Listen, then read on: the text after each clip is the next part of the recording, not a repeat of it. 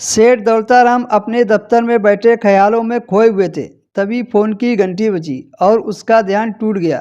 Phone उसके secretary का था। उसने बताया कि अमता नाम की एक औरत आपसे मिलना चाहती है। वह अपने आप को दफ्तर के स्टाफ रह चुके मुकेश की विधवा बता रही है। सेठ दौलताराम ने कहा, उसको अंदर भेज दो।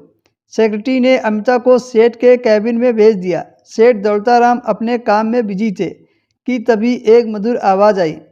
आवाज़ से वो चौंक पड़े। दरवाजे की तरफ देखा तो अमिता खड़ी थी। सेठ उसको देखकर एक पल के लिए कहीं खो गए। उसकी न केवल आवाज़ ही मधुर थी, बल्कि वो ही बहुत खूबसूरत थी। सेठ दौलताराम ने अमिता को बैठने को कहा और आने की वजह पूछी। अमिता ने उदासी में कहा, मेरे पति आपके कंपनी में काम करते थे। उनके मरने के बाद मेरी रोजी रोटी का कोई ठिकाना नहीं है। अगर कुछ काम मिल जाए तो आपकी मेहरबानी होगी। सेठ दौलताराम ने साफ मना कर दिया, क्योंकि वो पढ़ी लिखी कम थी। अमिता दौलताराम से बार बार मिन्नतें करने लगी। इस पर दौलताराम ने सोचा कि मैं इसे कौन सा काम दे सकता हूँ। दौलताराम ने अमिता को कल आने को बोला। अमिता कल फिर से दौलताराम के पास आई। दौलताराम ने अमिता को रिसेप्शन में रख लिया। अब अमिता जीन्स पैंट पहनकर और बालों को खोलकर वहाँ पर काम करने लगी। देखते ही देखते पूरे दफ्तर में अमिता छा गई। अमिता ने अपनी अदाओं और बर्ताव से जल्दी ही सेठ दौलताराम का दिल जीत लिया। उसका ज़्यादा समय सेठ के साथ बीतने लगा। कब दोनों की नज़दीकियाँ जिस्मानी रिश्ते में बदल गई, उन्हें पता ही नहीं चला। अमिता तरक्की की सीढ़ियाँ चढ़ने लगी। कुछ ही समय में वह सेठ के कई राज जान चुकी थी। वह सेठ के साथ बाहर भी आने जाने लगी। सेठ दौलताराम का एक बेटा था। उसका नाम मोनू था। वह अमेरिका में पढ़ाई कर रहा था।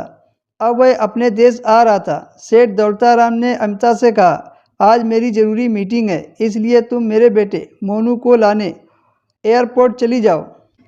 अमिता एयरपोर्ट पहुंची, पर मोनू ने कभी अमिता को नहीं देखा था, इसलिए मोनू अमिता को नहीं जान सका। पर सेठ दौलताराम ने अपने बेटे की फ़ोटो अमिता को कई बार दिखाई थी, इसलिए अमिता ने मोनू को पहचान लिया। मोनू अमिता को देखकर वो फिदा हो गया, क्योंकि अमिता थी ही इतनी सुंदर कि कोई फिदा क्यों नहीं होगा।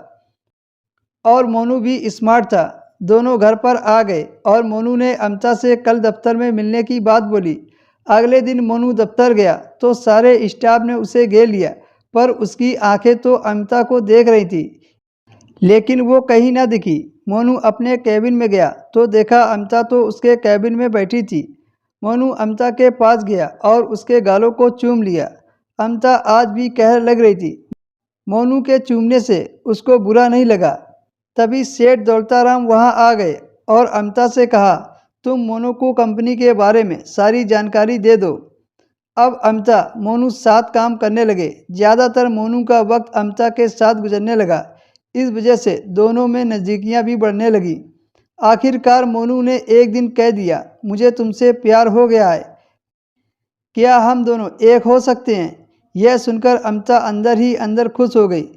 कुछ देर चुप रहने के बाद वह बोली, मोनू, शायद तुम जानते नहीं हो, मैं एक विधवा हूँ और मैं तुमसे 2-3 साल बड़ी भी हूँ।